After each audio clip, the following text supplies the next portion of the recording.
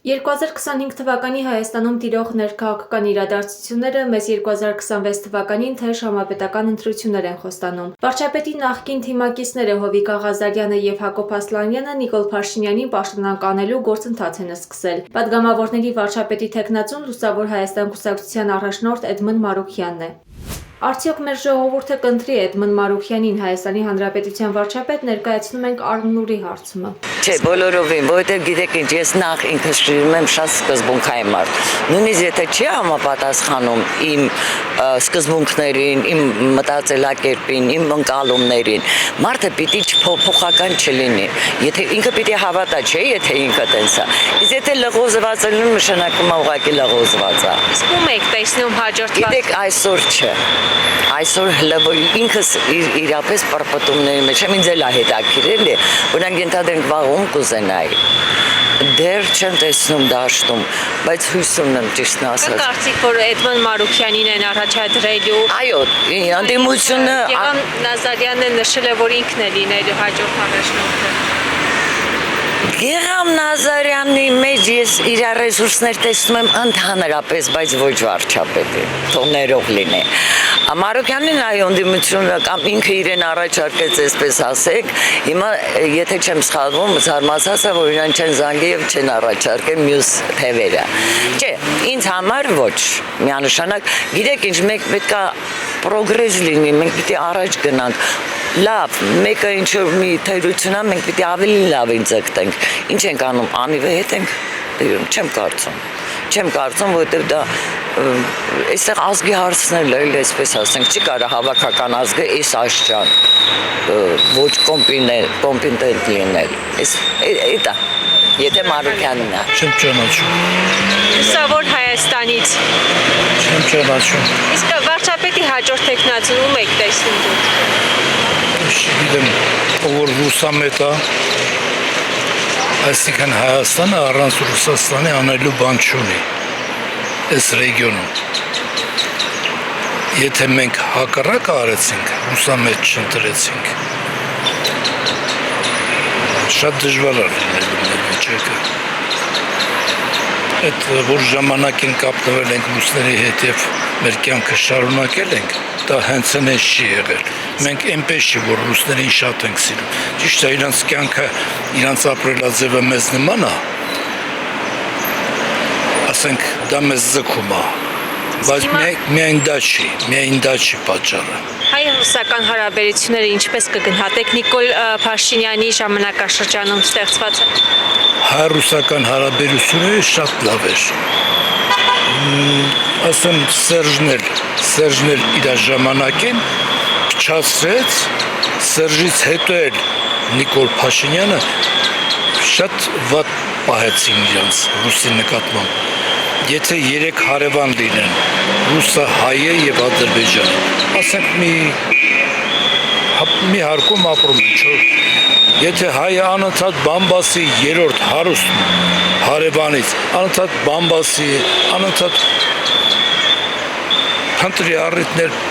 որ ասենք կծի, ոնց կվերաբերվի այդ 3-րդ հարևանը, ասենք մի անգամ կառամարի, 2 անգամ, 3 անգամ, 4-րդ անգամ արդեն կմտածի, որ չէ, սա ինձ ապագա չի։ Ժամանակին մենք Ղարաբաղը վերցրինք ոնց, սկզբից մենք պարտվում էինք, քանի որ ռուսը Ադրբեջանի կողմն էր։ Ռուսը տեսնելով, որ Ադրբեջանի ղեկավարները թուրքական քաղաքականություն են վարում, կանգնեց հայերի կողմը եւ հայերը սկսեցին հաղթել, այսինքն ռուսը հաղթեց, ոչ թե հայերը հաղթեց։ Ես շատ հիասթափված եմ Հայաստանի ներքին քաղաքականությունից, որը վարվում է, ասենք ռուսի նկատմամբ, մյուս պետությունների նկատմամբ։ Այսօրվա ոնց ասեմ, Եվրոպան իր տեղը չի գտնում Եվրոպայում, Հայաստանը իր կյանքը կապում է Եվրոպայի հետ։ Ոնց կարելի է այդպես։ Եվրոպան վերանում է, հասկանում եք։ Հարկավոր է Ռուսի հետ։ Մենք Ռուսի հետ 150-200 տարի կապ ենք ունեցու ու վատ չենք զգացել։ Ճիշտ է, կլինի, ասենք, դավաճանություններ, դա չի բացառում այդպիսի բաները, բայց հիմնականում պետքա առանց հովանավորության չի կարող մեր ազգը, մենք փոքր ենք ու տարածված ենք, այնպես չի, որ ասենք 12 միլիոն կենտրոնացավ սա Հայաստանը, 3 միլիոն, մի քիչ շատ ենք, ոչինչ չունենք, ասենք, մի երևելի արդյունաբերություն չունենք, որ ասենք ինքնուրույնություն, անկախություն, ցկտենք որևէ բանի, այսինքն հովանավորության կարիք միշտ պետք է ունենանք, հարկավոր է Ռուսաստանին չառամարել, առնվազն չառամարել, եթե նույնիսկ մոտ չլինել, ապա չառամարել։ Թող ընտրի, ով առաջարկել է։ Ձեզ նա համապատասխանում է վարչապետի ինքնուրույնությանը։ Ես չեմ կարող ասել։ Հաջորդ վարչապետում եք դուք տեսնում։ 3 միլիոնին։ Ում ընտրեի, Էդմոն Մարուքյանին կընտրեք որպես վարչապետ։ չեմ ընտրի որպես վարչապետ։ Իսկ ինչու՞ չի համապատասխանում նա ձեզ որպես վարչապետ։ Ըստ ինձ մեր երկրին նենց վարչապետա պետք, որ ինքը ավելի լավ, հզոր լինի, կարենա ամեն ինչը նորմալ անի, քան ինչ որ սենց մեր երկրի վիճակը դեպի ավելի վատ գնա, չգիտեմ եմ որ Փաշինյան չի արդարացրել մարդկանց հույսերը։ Դե ես ոչ մեկի կողմնակից էլ չեմ, ոչ մի կուսակցության մեջ էլ չեմ, նես չէ որ ես ժողովրդի կողմից եմ, ժողովրդի կողքին եմ, ավելի լավ կլինի միասնական լինեն բոլորը, ավելի տես ճիշտ կլինի, քան որ իրար վատաբանելով մեկը մյուսին ավելի երկիրը կկործանեն,